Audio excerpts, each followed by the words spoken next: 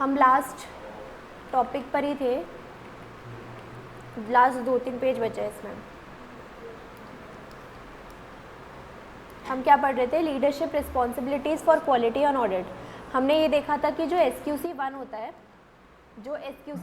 Standard on quality control,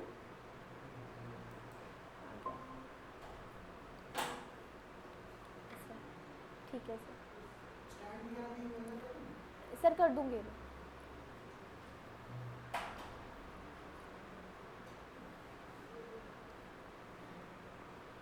SQC 1 जो standard on quality control था, उसमें हमने क्या पढ़ा था कि वो हर जगह पर अप्लाई होता है ना। हमें हर जगह ऑडिट में क्या मेंटेन करनी होती है? Quality. Leadership responsibility of an engagement partner is to take responsibility for the overall quality on each audit engagement. The actions of engagement partner and appropriate messages to the other members of the engagement team in taking responsibility for the overall quality on each audit engagement emphasize. तो engagement team की ये responsibility होती है कि वो overall audit पर क्या maintain करके रखे? क्वालिटी मेंटेन करके रखे, ठीक है। The importance of audit quality of performing work that complies with professional standards and regulatory and legal requirements, complying with the firm's quality control policies and procedures as applicable, issuing auditor's report that are appropriate in the circumstances, and the engagement team ability to raise concern without fear of क्या बोल रहे हो मैं? समझ में नहीं आ रहा। Screen share किया तो है, स्क्रीन शेयर हो रखा है। क्रिश आपको दिख रही है स्क्रीन? Yes ma'am. क्रिश और इशू मेरे को नहीं दिख रही। आप एक बार लीव करके ज्वाइन करो, बाकी दोनों को तो दिख रही है।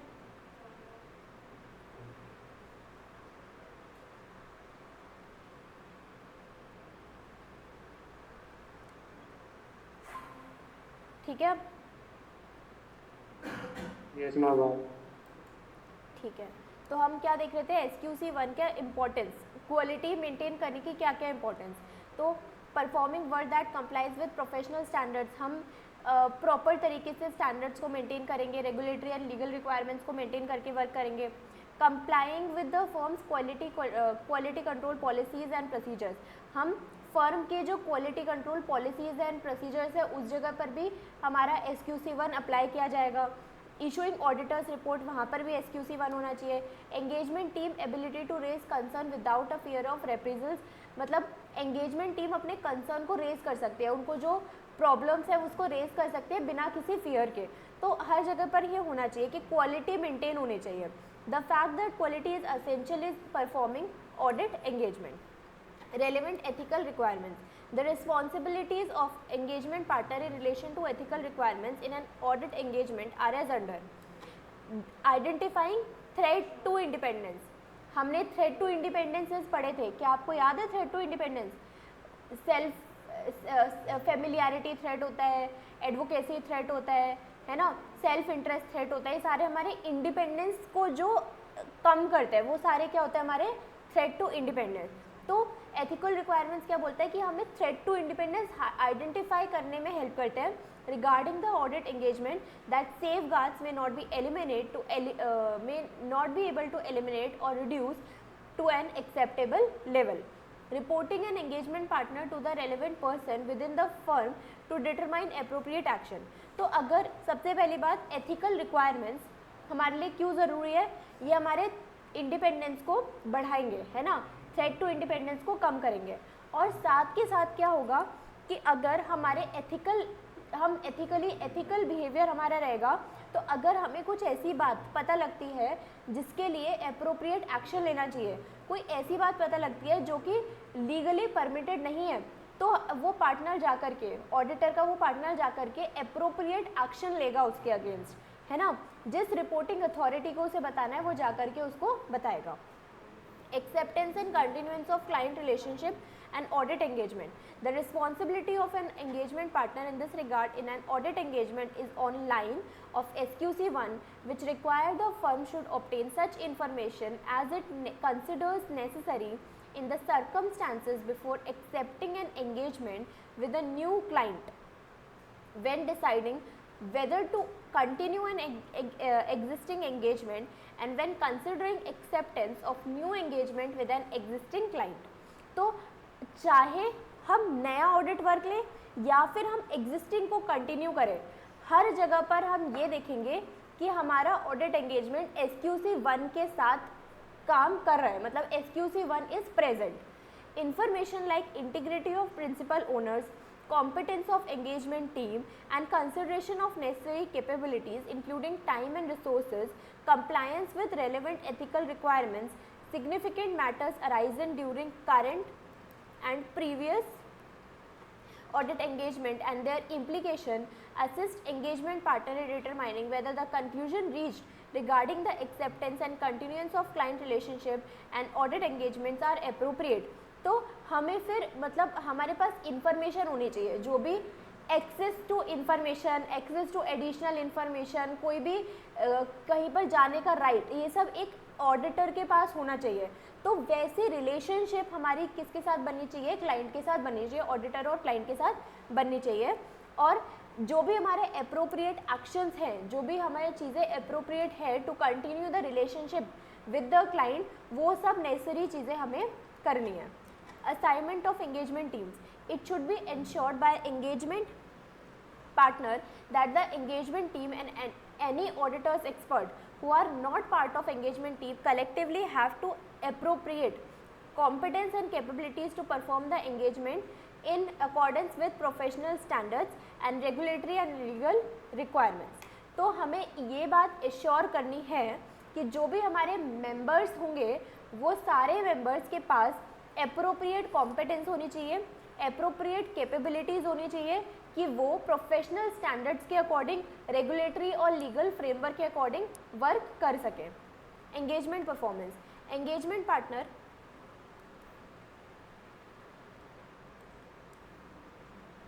Partner has responsibility for direction, supervision and performance of audit engagement. क्या बोल रहा है? Engagement partner has responsibility for direction, supervision, performance of audit engagement in accordance with professional standards and regulatory and legal requirements. तो engagement partner की responsibility क्या है कि वो कैसे वर्क करे, वो प्रोफेशनल स्टैंडर्ड्स के अकॉर्डिंग वर्क करे, वो रेगुलेटरी और लीगल रिक्वायरमेंट्स के अकॉर्डिंग वर्क करे. He is responsible four auditors report being appropriate in circumstances. Engagement partner responsible होता है रिपोर्ट प्रिपेयर करने के लिए. Further, review of audit documentation before issue of audit report is responsibility. और उसकी क्या रिस्पॉन्सिबिलिटी होती है कि रिपोर्ट को इशू करने से पहले जो हमने डॉक्यूमेंटेशन इकट्ठा किया है ना, उस डॉक्यूमेंटेशन को अच्छे से रिव्यू करें, उसके बाद ही रिपोर्ट प्रिपेयर करना चाहिए. It has to be ensured that sufficient appropriate audit evidence have to be obtained to support the conclusions reached and for issuance of auditor's report. Engagement partner is also responsible for ensuring undertaking appropriate consultation on difficult or contentious matters by engagement team, not only within the team but also with others at appropriate level within or outside the firm. Engagement partner को क्या ensure करना है कि उसके साथ वो appropriate consultation करे हर किसी के साथ, अपने एंगेजमेंट टीम मेंबर्स के साथ, क्लाइंट के साथ, हर किसी के साथ अप्रोप्रिएट लेवल पे, है ना, मतलब कंसल्टेशन होना चाहिए. एंगेजमेंट पार्टनर का मेन मोटिव क्या होता है? रिपोर्ट प्रिपेयर करना. रिपोर्ट प्रिपेयर करने से पहले उनको कंक्लूजन बनाने होते हैं. तो कंक्लूजन एक प्रॉपर डॉक्यूमेंटेशन के अकॉर्डिंग बनने चाहिए और साथ में जिनसे भी उन्हें बात करनी है, कॉन्वर्जेशन करना है, कंसल्ट करना है, विद इन द मेंबर है, विद इन द टीम वाला मेंबर है वो, या क्लाइंट है, या फिर थर्ड पार्टी है, आउटसाइड द फर्म है, कोई भी है, उसके साथ प्रॉपर कंसल्टेशन हमें करनी चाहिए. For the audit of financial statements of listed entities and those other audit engagement if any for which the firm has determined that an engagement quality control review is required, the engagement partner shall determine that an engagement quality control reviewer has appointed. Engagement partner और क्या कर सकता है कि quality को control करने के लिए कि हमने एक क्वालिटी कंट्रोल रिव्यूअर को अपॉइंट किया है. डिस्कस सिग्निफिकेंट मैटर्स, उसके साथ हम डिस्कस कर रहे हैं. Not date the auditor report until the completion of engagement quality control review. तो हम एंगेजमेंट पार्टनर क्वालिटी को कंट्रोल करने के लिए क्या क्या एक्शंस ले सकता है, वो एक पर्सन अपॉइंट कर सकता है. किस काम के लिए? रिव्यू करने के लिए. एंगेजमेंट क्वालिटी कंट्रोल रिव्यूअर को अपॉइंट कर सकता है. साथ के साथ जो इम्पॉर्टेंट मैटर्स है, सिग्निफिकेंट मैटर्स है, वो उसके साथ डिस्कस करेगा और तब तक अपनी रिपोर्ट में डेट नहीं डालेगा जब तक कि वो जो क्वालिटी कंट्रोल रिव्यूअर है वो अपना काम कंप्लीट ना कर ले, है ना. क्योंकि अगर एक बार फाइनल रिपोर्ट प्रिपेयर हो जाती है तो उसके बाद फिर हम उसमें कोई चेंजेस नहीं ला सकते हैं, ठीक है. इसलिए if the differences of opinion arise within the engagement team with those consulted or where applicable between engagement partner and engagement quality control reviewer, the engagement team shall follow the firm policies and procedure for dealing with and resolving differences of opinion. तो अगर कोई difference of opinion आता है कि engagement team member कुछ और उसके पास information है और उस रिव्यूअर के पास कुछ और इन्फॉर्मेशन है, मतलब दोनों के बीच कोई गैप आ जाता है इन्फॉर्मेशन का कि सेम चीज़ के लिए ये कुछ और बोल रहा है, ये कुछ और बोल रहा है, तो उसके बाद फिर हमें फर्दर ऑडिट प्रोसीजर्स करने चाहिए और फिर उस डिफरेंसेस क्यों आ रहा है उसके रीजंस जानेंगे और उसको रिजॉल्व करने की हम कोशिश करेंगे, ठीक है. फिर उसके बाद हमारे पास ये लास्ट है मॉनिटरिंग, फिर ये chapter complete. An effective system of quality control includes a monitoring process designed to provide the firm with reasonable assurance that its policies and procedures relating to the system of quality control are relevant, adequate and operating effectively. तो जैसे कि हम जैसे उसमें देखते थे ना planning, organising, staffing, उसके अंदर लास्ट स्टेप क्या आता था? कंट्रोलिंग. ऐसे ही सब काम करने के बाद हम चीज़ों को मॉनिटर करेंगे ना, हम देखेंगे कि हमने क्वालिटी कंट्रोल वो रेलेवेंट थे, एडिक्वेट थे, ठीक से ऑपरेट कर रहे थे, चीज़ों को फिर से मॉनिटर करेंगे. The engagement partner shall consider the results of firm monitoring process as evidence in the latest information circulated by the firm and if applicable other network firms and whether deficiencies noted in that information may affect the audit engagement. तो हमने जो सोचा था और फिर monitor करने के बाद अगर हमें कोई और इन्फॉर्मेशन मिली, दोनों में डेफिशिएंसीज है, तो उसको भी हम नोट करेंगे एज इन्फॉर्मेशन और फिर उसको भी हम मतलब प्रोसीजर्स के थ्रू देखेंगे कि क्या रीजंस है उसके पीछे और क्या हमें आगे करना चाहिए. The engagement partner should document following matters. इन चीज़ों को हमें डॉक्यूमेंट करके रखना है, मतलब संभाल के रखना है. Issues identified with respect of compliance with relevant to ethical requirements how they have resolve. तो अगर कोई इशू आइडेंटिफाई करे गए थे उसको हमने रिजॉल्व, उसको हमने ठीक कैसे करा, उस चीज़ को हम डॉक्यूमेंट करके रखेंगे, ठीक है. Conclusion on compliance with independence requirement that apply to audit engagement, relevant discussion with the firm that support these conclusion. जब हम इंडिपेंडेंसी के रिक्वायरमेंट को कंक्लूड कर रहे थे, उसके कंप्लायंसेस को पूरा कर रहे थे, उसके लिए जो हमने रेलेवेंट डिस्कशंस करे थे, उस डिस्कशंस के पॉइंट्स को भी हम एज डॉक्यूमेंट प्रिपेयर करके रखेंगे. Conclusions reached regarding the acceptance and continuance of client relationship and audit engagement. जो हमारा client relationship और auditor के बीच जो relationship है, जो उनके बीच जो acceptance है, उनके बीच जो conclusion बना था, उसको भी हम document करके रखेंगे. Nature and scope of conclusion resulting from consultation undertaken during the course of audit engagement. ठीक है, तो अब ये पढ़ लेते हैं. CA PK Nair is offered appointment as auditor of the company engaged in providing tourism services. तो CA PK Nair को अपॉइंट किया गया एज ऑडिटर किस चीज़ के लिए? टूरिज्म सर्विसेज प्रोवाइड करने के लिए. मेरे को ये भूख लग गई तुम लोगों को नहीं चाहिए, नहीं अभी पढ़ाने दो. CA PK Nair is offered appointment as auditor of a company engaged in providing tourism services. While making due diligence of a proposed client, he comes to know that there have been raids on premises of the company. तो एक CA है जिसको किस company के लिए appoint किया गया है, एक टूरिज्म सर्विसेज जो कंपनी देती है ना उसके लिए अपॉइंट किया गया है एज ऑडिटर। तो while making the due diligence of a proposed client, he comes to know that there have been raids on the premises of the company। फिर क्लाइंट के साथ बात करते टाइम उसको ये पता लगा कि कंपनी में रेड पड़ी थी उसके प्रेमाइसेस पे, and the residences of its director by national investigation agency on suspicion links with terror outfits. तो वहाँ पर इस बात का पता लगा था कि उनके कुछ लिंक हैं जो कि मतलब टेररिज्म के साथ उनके कुछ लिंक है, मतलब टूरिज्म सर्विसेज प्रोवाइड करते हैं लेकिन टेरर फैलाने के लिए उनके कुछ लिंक्स उनके साथ बने हुए हैं। It has been followed up with searches by enforcement directorate hunting for illicit money trail. There is a strong suspicion of tourism services provided by the company being faced of terror funds. तो उन जो tourism company है ना उन्होंने उनके funds को छुपाने की कोशिश करी है, मतलब वहाँ पे मनी लॉन्ड्रिंग मनी ट्रेल बनाया गया है जिससे उनके फंड्स को क्या करा जाए, छुपाया जा सके। Should the proposed offer be accepted by him. क्या अब इस सीए को ऐसी कंपनी का ऑडिट लेना चाहिए कि नहीं लेना चाहिए, ये क्वेश्चन है।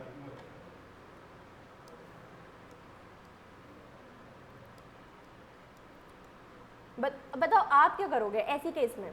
आपको एक जगह पर ऐसा काम मिल रहा है, ऐसी कंपनी का ऑडिट मिल रहा है जहाँ पर आपको पता है कि इस कंपनी के ऊपर रेड भी लगी थी और इस कंपनी के कुछ टेररिस्ट लोगों के साथ लिंक हो सकते हैं, इनके पास कुछ इनका मनी लॉन्ड्रिंग का केस हो सकता है। अगर आपको पता लगेगा ऑडिट लेने से पहले तो आप उस कंपनी का ऑडिट एक्सेप्ट करोगे कि नहीं करोगे, नहीं करोगे, ठीक है। Integrity of principal owners have to be considered before accepting an audit engagement in accordance with SA 220. In this regard, SA 220 states the requirement on line with SQC1. SQC1 clearly states that in cases where there are indication that the client might be involved in money laundering or other criminal activities should not be accepted. ये कौन बोलता है, SQC1 बोलता है कि अगर हमारा client हमें पता है मनी लॉन्ड्रिंग पर इन्वॉल्व है, कोई क्रिमिनल एक्टिविटीज़ पर इन्वॉल्व है, तो हमें उसका ऑडिट एक्सेप्ट नहीं करना चाहिए। In the instant case there have been raids of NIA of suspected links with terror outfits with the criminal which is the criminal activity. Further raids by enforcement directorate also point towards money laundering, therefore proposed offer should not be accepted.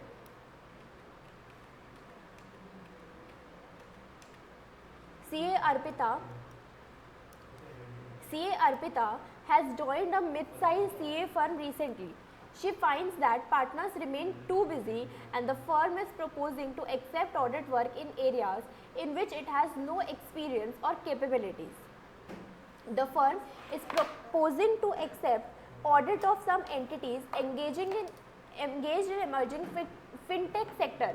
Such audits may requiring extensive use of technology and data analytics. However, the said firm with no such capabilities and trained personnel discuss whether the firm should accept such audit with reason.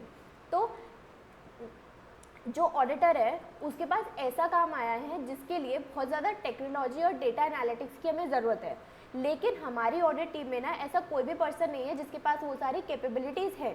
तो क्या ऐसे firm को ऐसे audit को accept करना चाहिए कि नहीं करना चाहिए?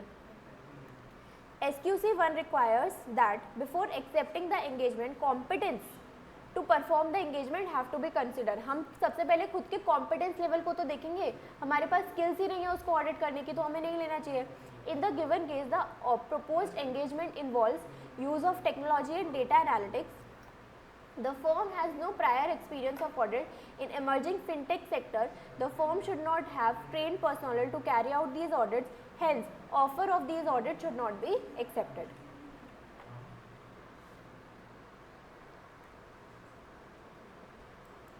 ठीक है, तो ये था चैप्टर नंबर 11। चैप्टर 11 तो हो गया। चैप्टर 6 हमने ये भी शुरू किया हुआ था, नहीं चैप्टर 6 नहीं था, कौन सा चैप्टर था वो, कौन सा चैप्टर था वो वाला जो हम एक एक पढ़ रहे थे? Chapter number chapter 5। 5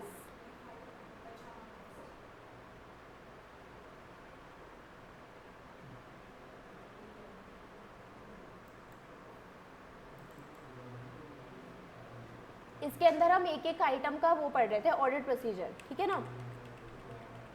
हमने देखा था शेयर कैपिटल का, फिर शेयर कैपिटल का देख लिया था, उसके बाद रिजर्व्स एंड सरप्लस का देखा था, बोरोइंग्स का देखा था, फिर हमें ट्रेड रिसीवेबल्स का देखना है। तो ट्रेड रिसीवेबल का मतलब क्या होता है वो तो सबको पता ही है, ट्रेड रिसीवेबल डेटर्स। तो इसका ऑडिट प्रोसीजर, ये हमारे क्या है, असर्शंस है, ये हमारे क्या है, असर्शंस है, एग्जिस्टेंस और क्या है, कंप्लीटनेस, वैल्यूड, वैल्यूएशन, डिस्क्लोजर। इन असर्शंस का मतलब तो अब तक अच्छे से पता लग ही गया होगा, है ना। Audit procedure, check whether there are control in place, एक सेकेंड हाँ,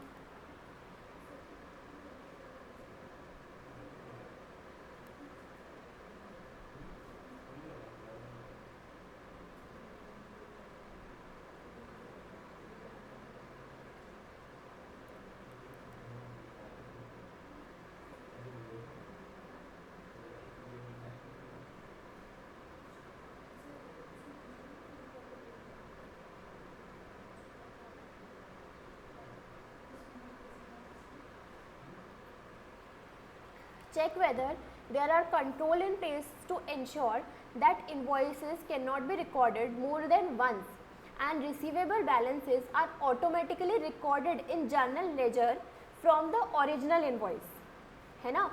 हमें क्या सबसे पहला ट्रेड रिसीवेबल को चेक करने के लिए फर्स्ट स्टेप क्या होना चाहिए हमारे पास, कि हमें सबसे पहले ये देखना है कि हमने कहीं एक बिल को 2 बार रिकॉर्ड तो नहीं कर लिया, ठीक है। हमें ये चेक करना है कि एक इनवॉइस का रिकॉर्डिंग एक ही बार होना चाहिए, एंड वो जो हम रिसीवेबल, ट्रेड रिसीवेबल का बैलेंस हम डालेंगे हमारे सिस्टम पे, वो हमें ओरिजिनल इनवॉइस को देखते हुए डालना चाहिए, ठीक है। First step, receivable balances are automatically recorded in general ledger from the original invoice. Ask for the period end accounts receivable ageing report and trace the balance as per the report to general ledger. Ageing report क्या होती है,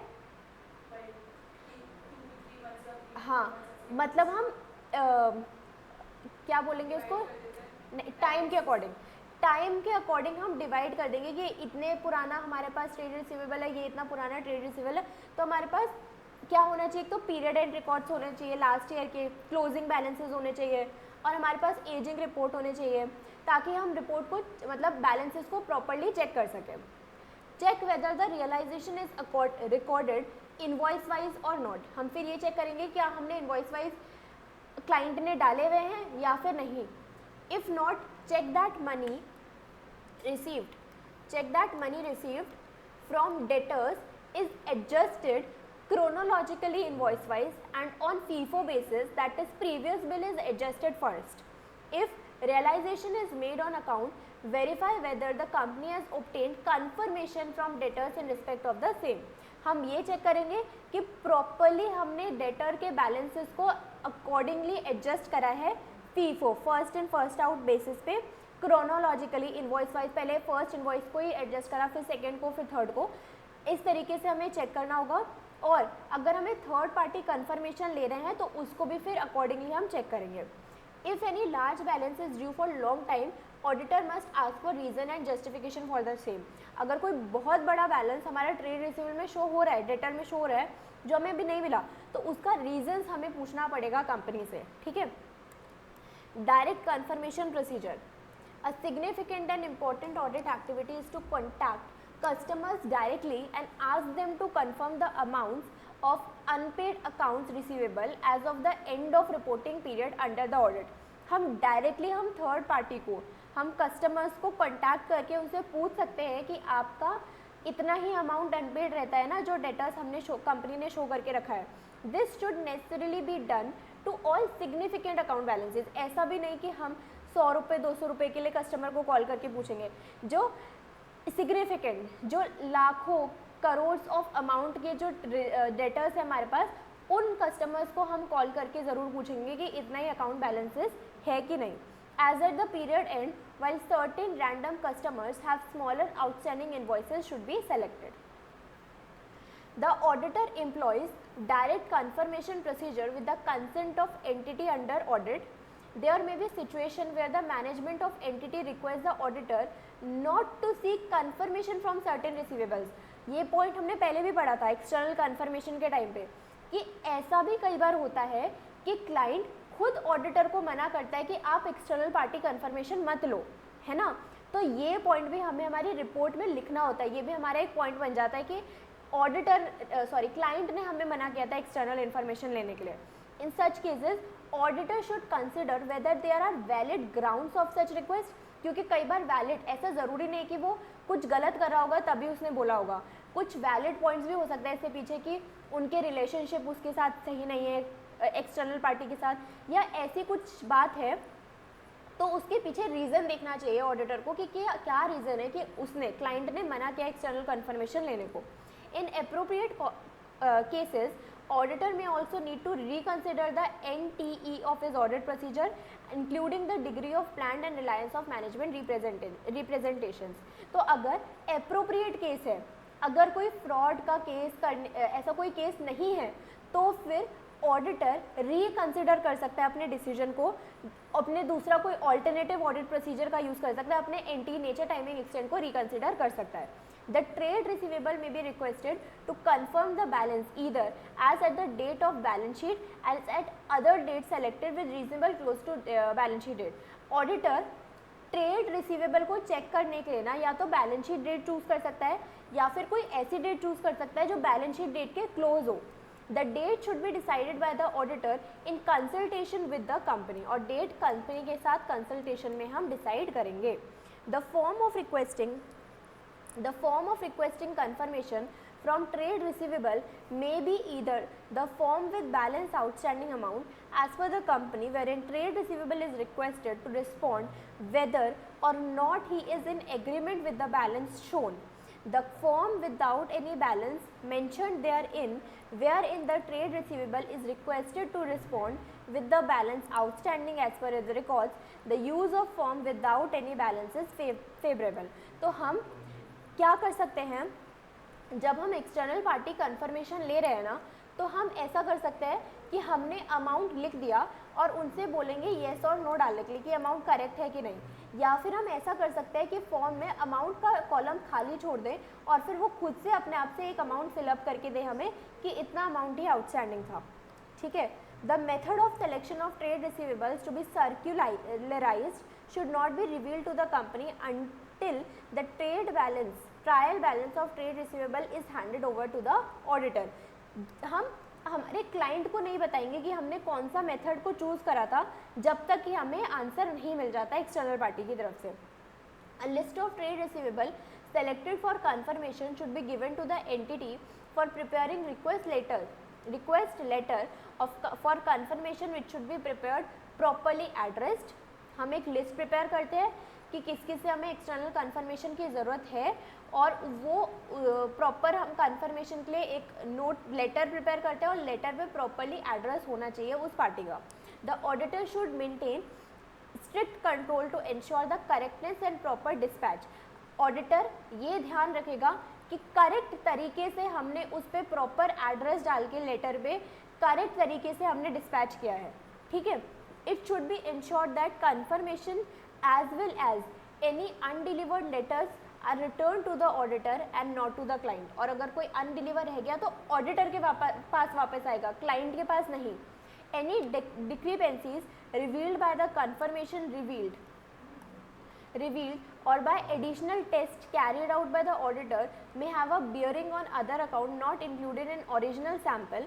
The company should be asked to investigate and reconcile the discrepancies if any, है ना। तो अगर कोई discrepancy का मतलब कि ऑडिट क्लाइंट ने कुछ और अमाउंट डाल के रखा है और एक्सटर्नल कन्फर्मेशन है हमें कुछ और अमाउंट पता लग गया, तो अगर कोई ऐसी डिस्क्रिपेंसी है तो हम उसे क्या करेंगे, इन्वेस्टिगेट करेंगे, रिकंसाइल करने की कोशिश करेंगे। Where no reply is received, the auditor should perform alternative audit procedure to check the balances. अगर एक्सटर्नल पार्टी कन्फर्मेशन से कोई रिप्लाई हमें नहीं मिलता तो हम ऑल्टरनेटिव प्रोसीजर का यूज़ कर सकते हैं, जिसमें हम क्या करते हैं, agreeing the balance to cash received. Subsequently cash जितना रिसीव हो रहा है उतने से उसको चेक करेंगे, प्रिपेयरिंग अ डिटेल्ड एनालिसिस करके हम चेक कर सकते हैं. If there are any related party receivable, review them collectively as well as whether they are properly authorised and the value of such transaction is at arm's length. अगर हमने related party के साथ कोई transaction किया है तो उसको और अच्छे से चेक करना है, और उसमें ये भी चेक करना है साथ के साथ कि वो चीज़ आर्म लेंथ प्राइस पे होनी चाहिए थी. Check that the receivables for other than sales और services are not included in the list. ठीक है, जो हमारे ट्रेड रिसीवेबल्स हैं उसमें अदर देन सेल, हमारे ट्रेड रिसीवेबल डेटर कौन बनते हैं? जिसको हमने सेल करी होती है या जिसको हमने सर्विसेज दी होती है, लेकिन उसके अलावा कोई और हमने जो उधार दिया है वो हमारे डेटर नहीं बनते. तो हमें ये भी चेक करना है कि रिसीवेबल अदर देन सेल और सर्विसेज हमारे इस लिस्ट में इंक्लूडेड ना हो. Review a trend line of sales and account receivable. हम साथ में और क्या करते हैं?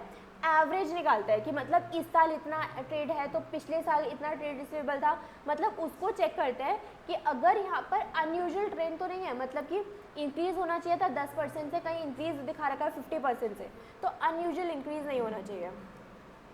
The auditor need to satisfy himself of cut off. Without a cut off sales could be understated और ओवरस्टेटेड. हमें कट ऑफ को चेक करना है. कट ऑफ को चेक करना है मतलब कि करेक्ट पीरियड में रिकॉर्डेड होने चाहिए ट्रेड रिसीवेबल, किसी और पीरियड में रिकॉर्ड नहीं होने चाहिए ट्रेड रिसीवेबल. इसकी वजह से understatement of trade receivable या overstatement of trade receivable हो सकता है. उसको हमें चेक करना है कि ऐसा कुछ भी हमें नहीं होना चाहिए, क्लाइंट ने ऐसी कोई मिस्टेक नहीं करनी चाहिए. For invoices issue during last few days that is cut. और ये बेसिकली ये होता कब है? ये कब होता है? हमारी जो डेट होती है ना मार्च वाली, उसके आसपास होता है, तो उस वाले बिल्स को हम चेक करेंगे. ठीक है. Test invoices listed in receivable report. Select few invoices from the accounts receivable ageing report and compare them to supporting documents. वापस से वही, मैच इन्वॉइसेज टू शिपिंग और dispatch log. Match invoices to the date. अगर हमने shipping, अगर हमने कोई export import के लिए यूज़ करा हुआ है तो उसके शिपिंग या डिस्पैच लॉग से शिपिंग डिटेल के साथ हमें मैच करना होगा. Assess bill and hold sales. If there is any situation where a company is billing customer for sale despite still retaining the goods on site. हमें trade receivable में एक बात और चेक करनी होती है कि कहीं ऐसा तो नहीं है कि हमने सेल्स दिखाया और वो गुड्स हमारी ही ऑफिस में पड़े हुए हैं, हमारी ही फैक्ट्री में पड़े हुए हैं, तो उस चीज़ को भी हमें चेक करना है. Review the receiving log to see if the company has recorded inordinately large amount of customer return. Customer ने अगर कोई हमें रिटर्न कराए तो उसको भी प्रॉपरली रिकॉर्ड होना चाहिए. अगर हमने कोई कस्टमर को डिस्काउंट दी है तो उसको भी हम ठीक से रिकॉर्ड करेंगे. ठीक है. साथ में review the process followed by the company to derive an allowance for doubtful accounts. This will include consistency comparison with the method use last year. Consistency होनी चाहिए, जो मेथड हमने लास्ट ईयर यूज़ किया था वही हम मेथड इस year भी यूज़ करेंगे. Obtain the aging report of accounts receivable. Also obtain list of directors of previous year. Scrutinize, analyze. Check if the provisions are made. Debtors पे हम provisions भी बनाते हैं तो उस provisions को भी check करना होगा हमें इसमें. ठीक है. Prepare the amount of bad debts. Bad debts अगर किसी हमारे debtor पे हुए हैं तो उसको भी हम check करेंगे. ठीक है. लास्ट में जाके हम सारे डिस्क्लोजर्स देंगे और ये हमारी क्या होती है? एजिंग रिपोर्ट का एक फॉर्मेट दे रखा है. Less than 6 month, 6 to 1 year, 1 to 2 year, ऐसे ये एजिंग का फॉर्मेट दे के रखा है. अगर कोई ट्रेड रिसीवेबल को हम नोट्स टू अकाउंट में कैसे दिखाएंगे कि कौन से सिक्योर्ड कंसिडर गुड है, कौन से अनसिक्योर्ड है, कौन से डाउटफुल है, कौन से बैड एंड डाउटफुल डेट्स में आते हैं, इस तरीके से हम बांट के दिखाते हैं.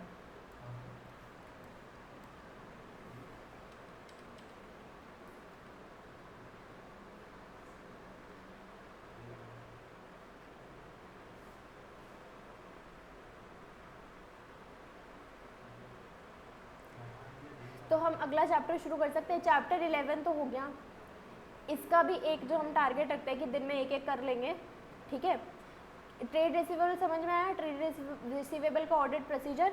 फिर कौन सा चैप्टर करना है हमें? Chapter number 7.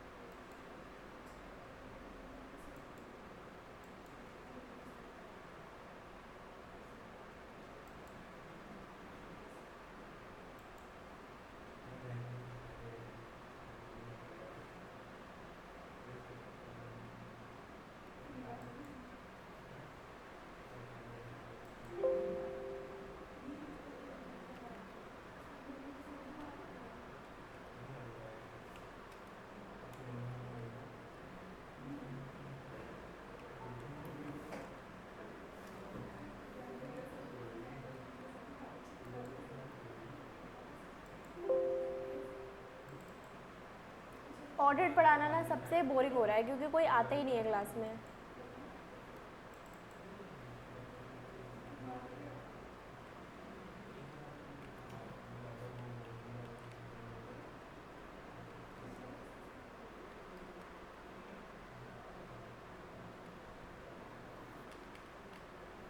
Completion and review, chapter 7.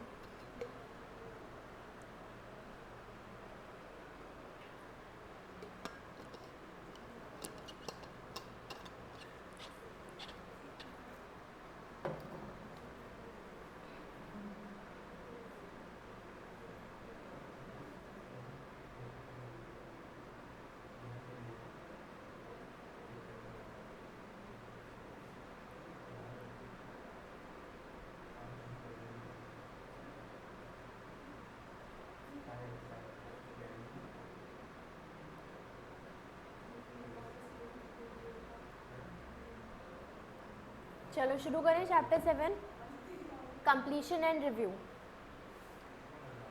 इसके अंदर हमें इतने सारे एसेज पढ़ने हैं, ठीक है। तो शुरू करते हैं विद सब्सिक्वेंट इवेंट्स। हमने अकाउंटिंग स्टैंडर्ड्स पढ़ते टाइम वहाँ पर हमने एक वो पढ़ा था कि events occurring after balance sheet date. क्या आपको याद है? अकाउंटिंग स्टैंडर्ड्स पढ़ते टाइम हमने एक एएस पढ़ा था, उसके अंदर एक टॉपिक था events occurring after balance sheet date. उसी को हम सब्सिक्वेंट इवेंट बोलते हैं और उसी एएस की बात यहाँ पर करी गई है। सुन लो मैंने क्या बोला, क्या है? अरे नहीं, event occurring after balance sheet date. क्या आपको याद है? एक एएस 4 में हमने पढ़ा था events occurring between the date of financial statements and the date of audit report and facts that become known to the auditor after the date of report are known as subsequent event। तो subsequent event है क्या? ऐसे event जो date of financial statement और auditor report के बीच में हो रहे हैं, मतलब financial statement बनने के बाद auditor report बनने से पहले, and the facts that become known to the auditor after the date of audit report are known as subsequent event। और ऐसे facts है, ऐसे event है जो हमें इस टाइम पीरियड में पता लग रहा है जब हमने फाइनेंशियल स्टेटमेंट बनाया और जब हमारा ऑडिटर रिपोर्ट प्रिपेयर किया गया था, उसके बीच में जो चीज़ें हो गई, इवेंट मतलब जो चीज़ हो गई, अकर हो गई, वो ऐसे इवेंट है सब्सिक्वेंट इवेंट, ठीक है। साथ में कोई अगर ऐसी कोई बात, कोई फैक्ट सिर्फ पता लगा है after the date of auditor's report, उसको हम क्या बोलेंगे? सब्सिक्वेंट इवेंट्स, ठीक है। Consider the case of a company which may have planned an agreement to merge between the date of financial statements and the date of auditor's report। तो consider करना है हमें क्या केस कि ना इस टाइम पीरियड में जहाँ पर फाइनेंशियल स्टेटमेंट प्रिपेयर करी गई और जहाँ पर ऑडिट रिपोर्ट प्रिपेयर करी गई, इसके टाइम पीरियड, इस टाइम पीरियड के बीच में ना एक कंपनी ने प्लान कर लिया क्या? मर्ज करने का, किसी और कंपनी के साथ मर्ज करने का प्लान करा, ठीक है। या फिर और a fire claim amount of entity receivable from the insurance company, या इस टाइम पीरियड में हमें क्या मिला? कोई फायर क्लेम मिला। may have been settled at the reduced amount before the date of auditor's report। there are some example of subsequent event। मतलब इसके बीच हमने मर्ज करने की सोची, हमने मर्ज किया, एग्रीमेंट में हम एंटर करें, या फिर हमारा कोई फायर क्लेम हमें मिला, तो ये चीज़ें हमारी क्या है? Subsequent event. सब्सिक्वेंट इवेंट क्या है? Occurring between the date of financial statement and the date of auditor's report. उसके बीच में जो इवेंट्स अकर हो रहे हैं उसको हम क्या बोलेंगे? subsequent events। financial statement that may be affected by certain events that occur after the date of financial statement, many reporting framework specifically refer to such events। such financial reporting framework ordinarily identify two types of events: those that provide evidence that existed at the balance sheet date, provide evidence of condition that arose after the date of balance sheet date। अब देखो यहाँ पर दो चीज़ें होती है, same वही जो एएस पढ़ा था ना हमने, सेम बातें हम यहाँ पर भी पढ़ेंगे। देखो दो चीज़ें हो सकती हैं, या तो जो इवेंट यहाँ अकर हो रहा है, ध्यान से सुन लो, जो इवेंट यहाँ अकर हो रहा है ना, उसके बारे में हमें इस डेट पर इंफॉर्मेशन थी, ठीक है, कुछ इंफॉर्मेशन थी यहाँ पर, वो इवेंट यहाँ पर अकर हुआ। या तो ये होता है या फिर दूसरा होता है कि यहाँ पर हमें कोई इन्फॉर्मेशन थी नहीं थी, बस वो अकर हो गया, तो दूसरा ये होता है, ठीक है। सबसे पहली बात, what are subsequent events, the event which are happening in between the date of financial statement and date of auditor's report are subsequent events. फिर उसके बाद दूसरी चीज़, दो तरीके के होते हैं, एक फाइनेंशियल स्टेटमेंट के दिन हमें कुछ इन्फॉर्मेशन होती है उसके बारे में और दूसरा इन्फॉर्मेशन नहीं होती, ठीक है। कंडीशन एग्जिस्ट करती है एट, या फिर कंडीशन उसके बाद ही होती है, एट नहीं होती, ठीक है। Example of events providing evidence of condition that existed at the balance sheet date. तो पहली बात हम किसके एग्जाम्पल पढ़ रहे हैं, अभी ए पॉइंट के एग्जाम्पल पढ़ रहे हैं कि मतलब यहाँ पर कंडीशन एग्जिस्ट करती थी तब वो इवेंट अकर हुआ, इसके एग्जाम्पल्स पढ़ रहे हैं, ठीक है। पहला एग्जाम्पल क्या है, declaration of insolvency of major debtor of the entity between the date of financial statement and auditor report providing evidence on the recoverability of the money from the debtor as on the date of financial statement। इस date पर ना हमें पता था कि एक debtor है ना वो बैड डेट करेगा, मतलब ऐसा हो गया था या तो उसकी फैक्ट्री में आग लग गई थी या उस पर बहुत बड़ा लोन था वो वापस नहीं दे पाया था, मतलब इस डेट पर कंडीशन एग्जिस्ट करती थी और इधर इवेंट क्या हुआ, उसने सच में बैड डेट कर दिया, ठीक है। तो कंडीशन एग्जिस्ट करती थी वाला केस हो गया। Settling a legal claim outside the court, हमने legal claim outside court settle करा, वो तो इवेंट हुआ हमारा, लेकिन कंडीशन क्या एग्जिस्ट करती होगी कि हमारा केस चल रहा था अभी, तो वो कंडीशन एग्जिस्ट करती थी, इवेंट क्या हुआ कि हमने सेटलमेंट कर लिया, वो हमारा इवेंट हुआ। Example of event that arose after the date of financial statement, मतलब कि इस दिन पर ना कोई कंडीशन एग्जिस्ट करती ही नहीं थी तब वो जा कर के फिर भी इवेंट हो गया। तो इससे एग्जाम्पल क्या, issue of new share capital, उस दिन पे कोई इवेंट कोई कंडीशन एग्जिस्ट नहीं करती थी ऐसी, लेकिन हमने कर लिया इशू। प्लान्ड मर्जर, हमने कोई बीच में मर्जर कर लिया, या फिर destruction of substantial inventories due to fire, आग लग गई तो कंडीशन थोड़ी एग्जिस्ट करती थी पहले से आग लगने के लिए, तो ये चीज़ें होती है, ठीक है। फिर ऐसे 560 सब्सिक्वेंट इवेंट्स। अभी शुरू करते हैं 5 से।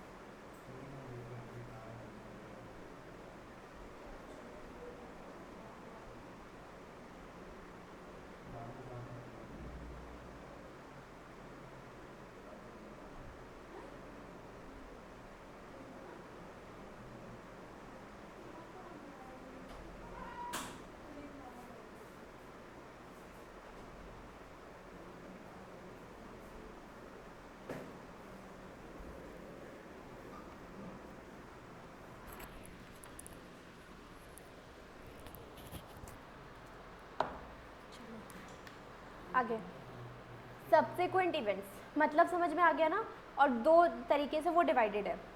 आगे SA 560 deals with the auditor responsibility relating to subsequent event in an audit of financial statements.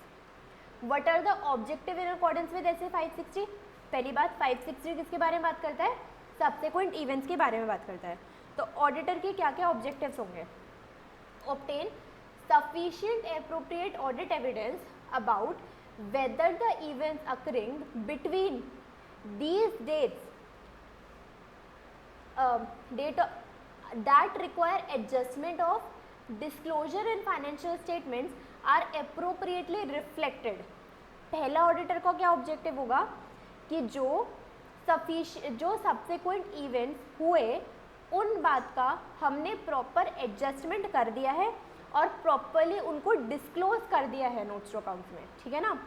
पहला objective, respond appropriately to the facts that become known to the auditor after the date of balance sheet date that they had been known to the auditor at that date may have caused the auditor to amend the auditor's report. तो auditor इस बात के साथ appropriately respond करेगा कि अगर उस auditor को उस बात के बारे में पता होता तो किस तरीके से वो अपनी ऑडिटर रिपोर्ट को रखता, तो उस तरीके से वो अपनी ऑडिटर रिपोर्ट को क्या करेगा, अमेंड करेगा फिर, ठीक है। नेक्स्ट, अच्छा बस यही है, तो दोबारा से बोलती हूँ। सब्सिक्वेंट इवेंट से रिलेटेड ऑडिटर के क्या ऑब्जेक्टिव्स हैं, उसको ये चेक करना है कि प्रॉपर एडजस्टमेंट और प्रॉपर डिस्क्लोजर हमने सब्सिक्वेंट इवेंट का दे दिया है, ठीक है। सेकेंड पॉइंट ये है, उसको अप्रोप्रिएटली रिस्पॉन्ड कर रहा है, मतलब कि उसको ना अप्रोप्रिएट अमेंडमेंट करना चाहिए अपने रिपोर्ट में, कि जैसा कि अगर उसको इस इवेंट के बारे में पता होता ना तो वो किस तरीके से अपने ऑडिट रिपोर्ट को रखता, तो उस तरीके से वो अपनी ऑडिट रिपोर्ट को अमेंड करेगा, ठीक है। These are the two objectives of auditor. Next, audit procedure relating to the events occurring between the date of financial statement and date of auditor's report. तो अब हम किसके बारे में पढ़ रहे हैं, सब्सिक्वेंट इवेंट्स के ऑडिट प्रोसीजर के बारे में पढ़ रहे हैं। द ऑडिटर शैल परफॉर्म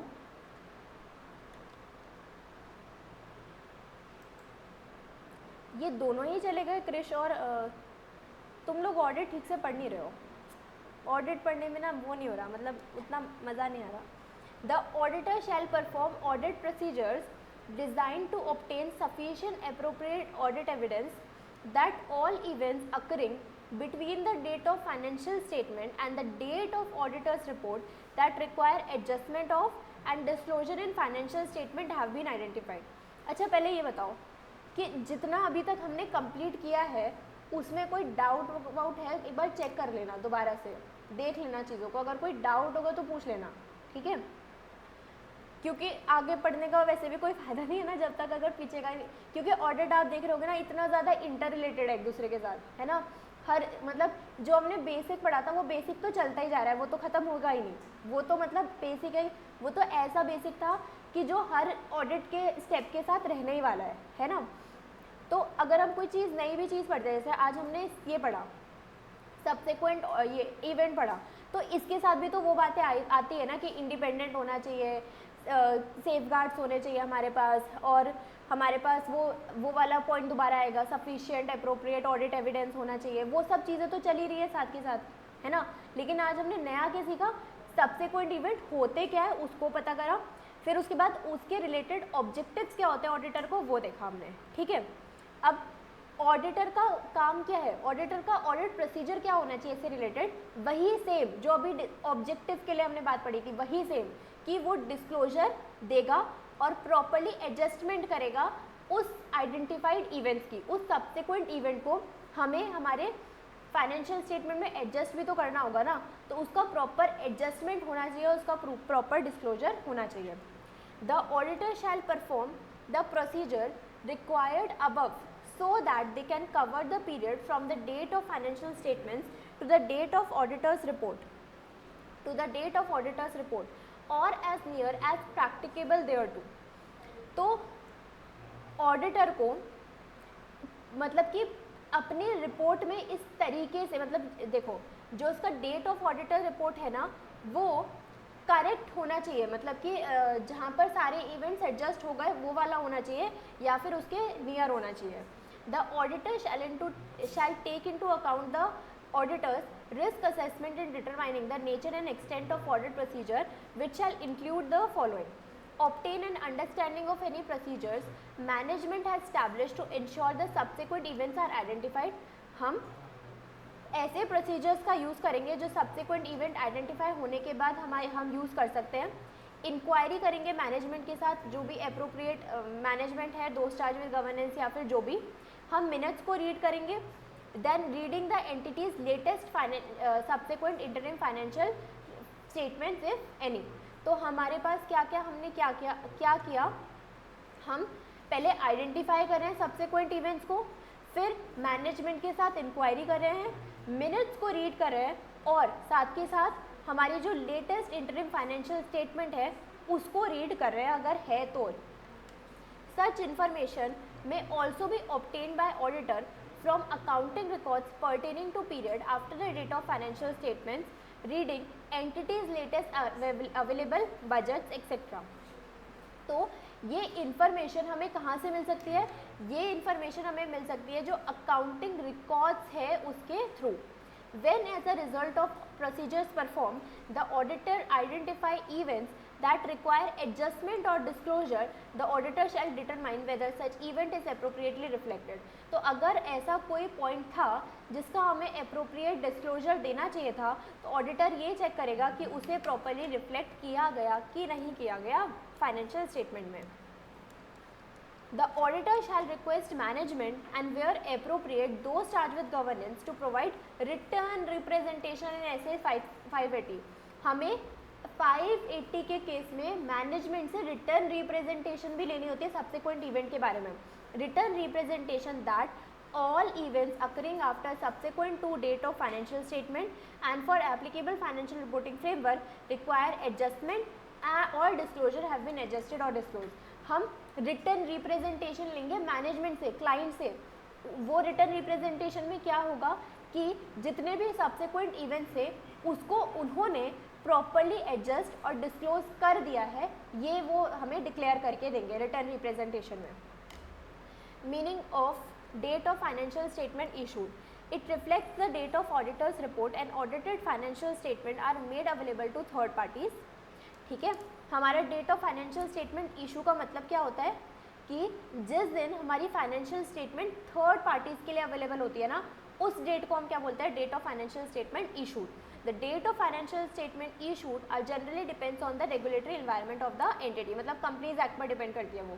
ठीक है, in some circumstances the date of financial statement are issued may be the date that are filed with regulatory authority. कौन सी डेट होती है इशू करने की? जिस दिन हम हमारी फाइनेंशियल स्टेटमेंट को MCA पर जाकर के अपलोड करते हैं ना, वो वाली डेट कहलाती है हमारी financial statement, date of financial statement issued. Since audited financial statement cannot be issued within an auditor's report, the date of audited financial statement are issued must not only be at or later than the date of auditor's report, but must also be at or later than the date of financial report is provided to the entity. तो जिस दिन हमारी audit report आ रही है उस दिन की हमारी डेट हो सकती है ऑडिटेड फाइनेंशियल स्टेटमेंट की. Facts which become known to the auditor after the date of financial report but before the date of financial statements are issued. तो ऐसे फैक्ट्स के बारे में जो ऑडिटर को पता लगा जब अभी date of report auditor's report के बाद बट फाइनेंशियल स्टेटमेंट इशू करने के पहले. ठीक है, तो मतलब ऑडिटर रिपोर्ट बनने के बाद बट अभी हमने वो रिपोर्ट MCA को नहीं दी है, उससे पहले जो हमें फैक्ट्स का पता लगा उसके बारे में बता रहे हैं. The auditor has no obligation to perform any audit procedure. क्योंकि रिपोर्ट तो बन चुकी है तो अब हम एक्स्ट्रा ऑडिट प्रोसीजर तो नहीं लगा सकते regarding the financial statement after the date of auditor's report. However when after the date of auditor's report when after the date of auditor's report but before the date of financial statements are issued, a fact becomes known to the auditor that it has been known to the auditor at the date of auditor's report may have caused auditor to amend the auditor report. The auditor shall. तो auditor क्या काम करेगा, ठीक है। देखो क्या बोल रहे हैं कि ऐसे फैक्ट के बारे में पता लगा है जो ऑडिट रिपोर्ट होने के बाद हमें पता लगा, बनने के बाद। तो हम न्यू ऑडिट प्रोसीजर नहीं कर सकते, लेकिन ऑडिटर क्या कर सकता है, discuss the matter with management, matter discuss कर सकता है, determine whether the financial statement need amendment, inquire how management address that matter, ठीक है। तो ऑडिटर अब क्या क्या कर सकता है, ऑडिटर कर सकता है पहले मैनेजमेंट के साथ डिस्कशन करेगा, फिर ये देखेगा कि फाइनेंशियल स्टेटमेंट तो अभी इशू हुए नहीं है, तो अगर फाइनेंशियल स्टेटमेंट में कोई चेंजेस लाने हैं तो वो ला देगा, और क्या मैनेजमेंट ने उस चेंज को प्रॉपरली एड्रेस किया कि नहीं किया वो ये चेक करेगा। If management amends the financial statement the auditor shell carry out audit procedure necessary in circumstances of amendment. अगर अमेंडमेंट हुआ तो ऑडिट प्रोसीजर जो अमेंडमेंट के लिए चाहिए वो कर सकता है auditor, unless the circumstances in succeeding para apply, extend the audit procedure already referred to the date of new audit report, ठीक है। तो हम ऑडिट प्रोसीजर को एक्सटेंड करेंगे नई ऑडिट रिपोर्ट तक बनने तक, provide a new audit report of the, और फिर हम एक नई ऑडिट रिपोर्ट प्रिपेयर करेंगे क्योंकि हमने अमेंडमेंट करी है, तो हमें अमेंडेड वाली जो ऑडिट रिपोर्ट चाहिए उसके लिए हम नई ऑडिट रिपोर्ट को प्रिपेयर करेंगे। The auditor's report shall not be dated earlier than the date of approval of amended financial statement. Audit report को हम कभी भी इस वाली ऑडिट रिपोर्ट को, कौन सी वाली ऑडिट रिपोर्ट को, जिसमें हमने अमेंडमेंट करी है, ठीक है, ऐसी वाली ऑडिट रिपोर्ट को हम कभी भी डेट ऑफ अप्रूवल, जहाँ पे फाइनेंशियल स्टेटमेंट अप्रूव किए गए उससे पहले कभी डेट नहीं डालनी है, उसके बाद वाली डेट डालेगी उस पर, ठीक है।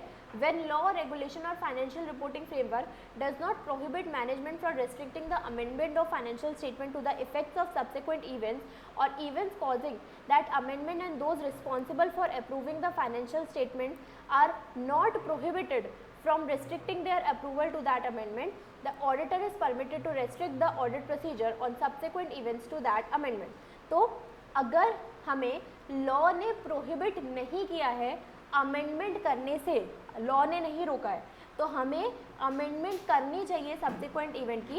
इन सब केसेस में auditor shall amend the audit report, auditor अपनी रिपोर्ट को मेंटेन करेगा और फिर नई और अमेंडेड रिपोर्ट लेकर के आएगा, ठीक है।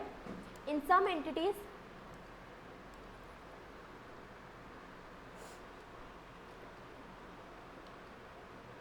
आज हम यहीं तक रख ले क्या, इधर तक, ठीक है। In some entities, management may not be required by the applicable law, regulation or the financial reporting framework to issue amended financial statements, and accordingly auditor need not provide amended.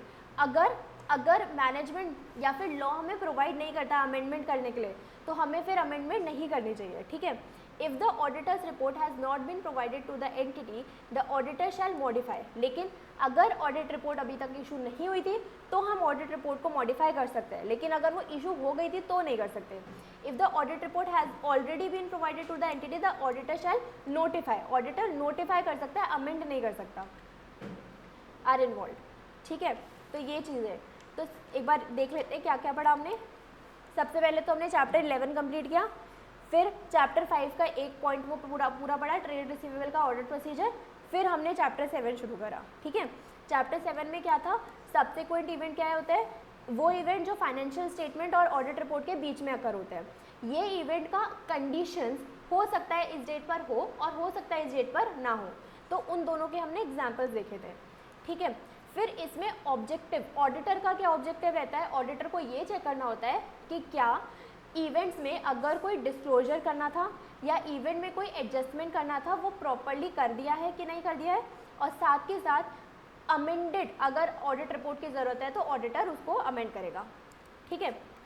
फिर साथ में हमने ये कुछ चीज़ें देखी कि जहाँ पर ऑडिटर किस तरीके से डील करेगा।